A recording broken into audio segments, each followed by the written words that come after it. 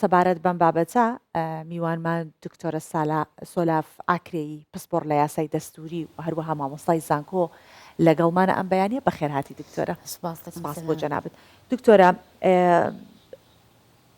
دەمانوێت باس لەوە بکەین تا چەندە بڵاوکردنەوەی ڕق و کینە ئەبێتە هۆی ڕەفتارێکی شەڕەنگێزی لە ناو کۆمەڵگا بە تایبەتی کە ئێستا دەبینین بەشێک لە کەمینەکان هێرشێکی ناڕەواکەوتون و بێگومان کوردستانی هەمووانە و لێرەدا دەژین. ئەمە کار ناکاتە سەر دەرونی ئەوان و شەڕەنگێزی دەرونی بۆ ناو کۆمەڵگا پەیدا ناکات. سەرتا بەینتان باش بینی باش لە هەموو گەلی کوردستانی دەکەم وشەی گەلی کوردستانی بەکاردێنم لە بەرێ نەتەوەی کوردین بەڵامۆک و گەلی کوردستانی پێک هاتووە لە چەندین نەتەوە ئاینی جیاواز.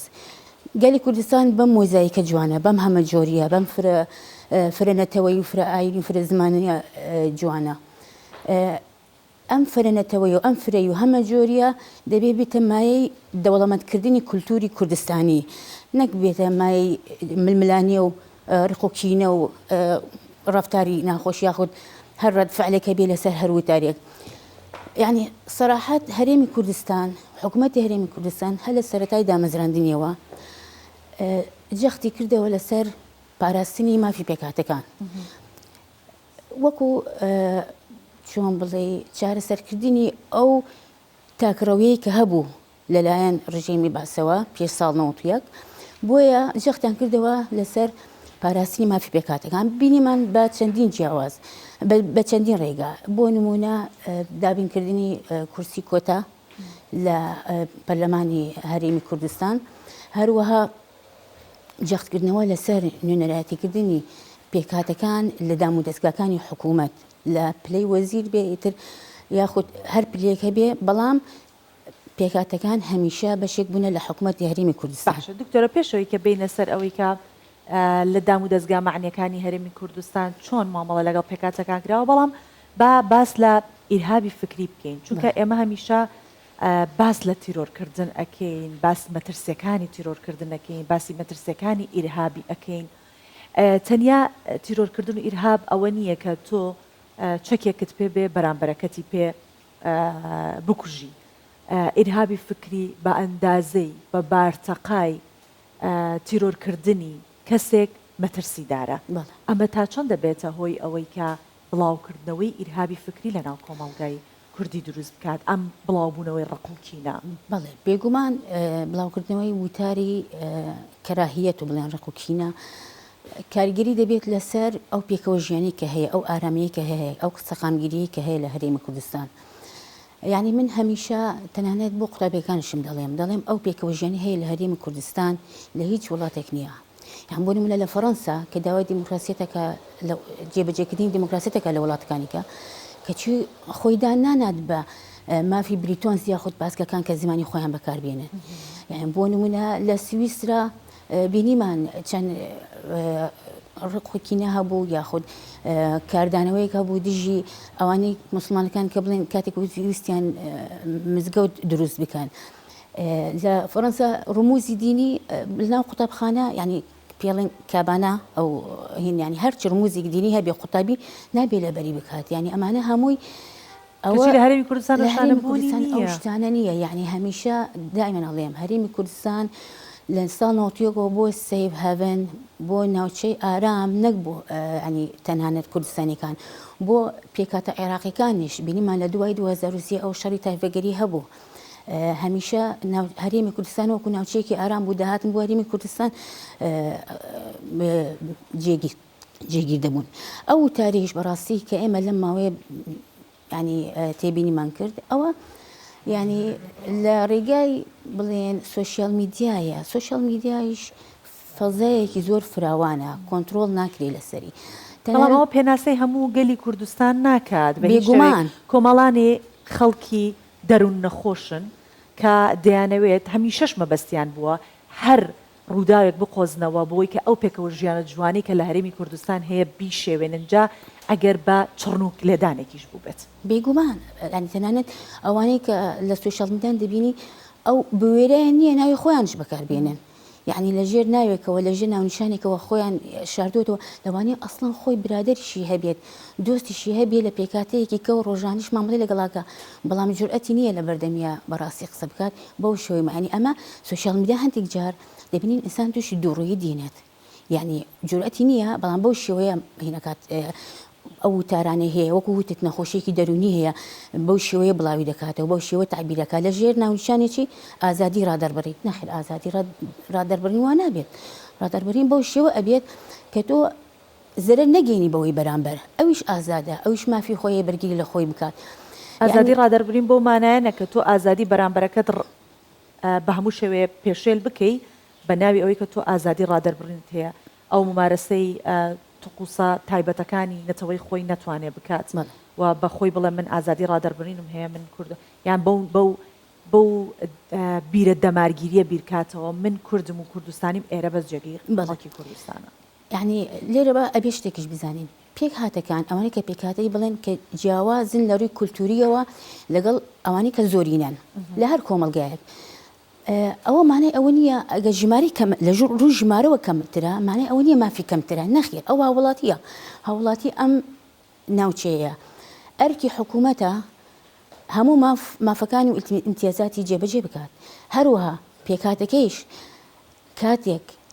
لە ڕووی ژمارەوە کەمترە واتە ئەوە نییە ئەرکەکەی کەمترە نەخێر شان بەشانی هەموو هاوڵاتیەکان یعنی ئێمە لە ژێر بنەمای با هاوڵاتی بوون قسە بکەین پێکاتەکان چ زۆرینە بن چ کەمینە بن هەمان ماف و ئەرکیان لەسەرە پێکاتەکانش ئەبێ ئەوە بزانن مافی پێکاتەکان بە دوو کورسی کۆتا کورت نابێتەوە یعنی کاتێک ئێمە هێرشی داعش بۆ نمونە لەسەر هەرێمی کوردستان هێرشەکە تەنها لەسەر یەک پێکاتە نەبوو بۆ نمونە هێرشەکە لەسەر هەموو ناوچەکە بوو هەڕەشە بوو لەسەر ناوچە هەرێمی کوردستان و ئەرکی حکوومەتی هەرێمی کوردستانش ئەوەیە مافی هەموو پێکاتەکان چه زۆرینە بێت چ کەمینە بێ ئەبێ دابینی بکات و لە کارنامەی ڕێزدار جەنابی سەرۆکی حکوومەت ڕێزدار مەسعود بارزانی جەختی کردەوە لەسەر پاراستنی مافی پێکاتەکان باشە لە یاسای ژمارە 5مانەیە بۆ پاراستنی مافی پێکاتەکان لە هەرێمی کوردستان ئەو یاسایەکە لە 2015 ئەو یاسایە دەرکراوە تا ئێستاکەیش لە حکوومەتی عێراقی ناتوانن لە پەرلەمانی عێراقی ناتوانن ڕێک بکەون لەسەر یاسایەک بۆ پاراستنی مافی پێکاتەکان هەروەها بگرە جگە لە نوێنەرایەتیکردنی پێکاتەکان لە دام و دەستگاکانی حکوومەتی هەرێمی کوردستان هە لە سەرەتای دامەزراندنیەوە لە ساڵ 1992ەوە یعنی پیرۆزباییکردنی حکوومەت لە بۆنە تایبەتیەکانی پێکهاتەکان و دانانی ڕۆژێک بۆ پشویان بۆ ئەوەی مافی خۆیانە ممارسەی تخۆسیان بکەن ممارسی دابوونەریتیان بکەن لە ڕۆژانە ئەمانە هەمووی یعنی ڕنگدانەوەی چی ڕنگدانەوە ئەوەی جەختکردنەوەی حکوومەتی هەرێمی کوردستان بۆ پاراستنی ئەو پێکەوە ژیانەی کە هەیە یەکێک لەو نیشانە جوانانە شەر ئەوەیە کە جەنابی سەرۆک مەسعود بارزانی لە کاتێکدا لە مەحفەلی دووەلی بە هەر ئاینونەتەوەیەکە لە وڵاتی بژن پیان ئەوترێک کەمینە بەڵام بەڕێزیان قەت بەناوی کەمینە ناویان ناهێنە هەر هەمیشە پیانەڵێ پێکهاتەکان و ئەمە نیشاندەری ئەوەیە کە ئەم کوردستانە لە پێکاتەی جۆرا و جۆر پێکهات و ئەو مۆزاییکە جوانەی دروست کردووە دکتۆرە ئەگەر بین سەیری تابلۆیەک بکەین تەنیا بە یەک ڕنگ نەخشێنرا بێت ڕنگ ڕێژکرا بێت هونەرمەند بە یەک ڕنگکاری تیاکرابێ ئەوەندە سەرنجڕاکێش نابێت لە کاتێکە هونەرمەندێکی دیکە دەبینی بە جۆرەها ڕنگ تابلۆیەک ئەنەخشێنێت وێنەی دەکێشێت دەبینی سەرنج زیاتر لەسەر ئەو تابلۆیە ئەمە لە ڕووی تابلۆیەکی هونەریەوە چ جای ئەوەی کە تۆ لە هەرێمێک بژیت لە وڵاتێک بژیت پڕ بێت لە جۆری جیاواز لە نەتەوە پڕ بێت لە کولتوری جیاواز پڕ بێت لە تقوسی جیاواز چەندە جوانە کە پێکاتەکان لە هەرێمی کوردستان ئەبینیت جۆرەها جەژنمان هەیە چونکە جەژنی هەر پێکاتەیەک بەجیا لە هەرێمی کوردستان ئەنجامدرێت جا هەموو ئەمانە بۆ ئەو مەبەستە ئەڵێم کە تا چەندە حکوومەتی هەرێمی کوردستان توانێتی لە ڕێی دام و دەستدەگا معنیەکانەوە کار لەسەر پێکاتەکان بکات بۆ بتوانن لێرە تەواوی ئەو مافانەی کە پێویستە هەر نەتەوەیەک هەر مرۆڤێکی ئاسایی هەیبێت لەرە دەستە بەرخرێت بەڵێ ینی بێگومان ئێمە جگە لەوەی کەوتم هەل لە سەرەتای دامەزراندنی حکوومەتی هەرێمی کوردستانەوە جەختان کردو لەسەر دابینکردنی کورسی کۆتا بۆ پێکاتەکان هەروەها نوێنەرایەتیکردنیان لە دەسەڵاتی جێبەجێکردنی بڵێن لە حکوومەت و لە دەسەڵاتە کارگەریەکان بگرە ینی یادکردنەوەی بۆنە تایبەتیەکانیان و ئاڕاستەکردنی بڵێن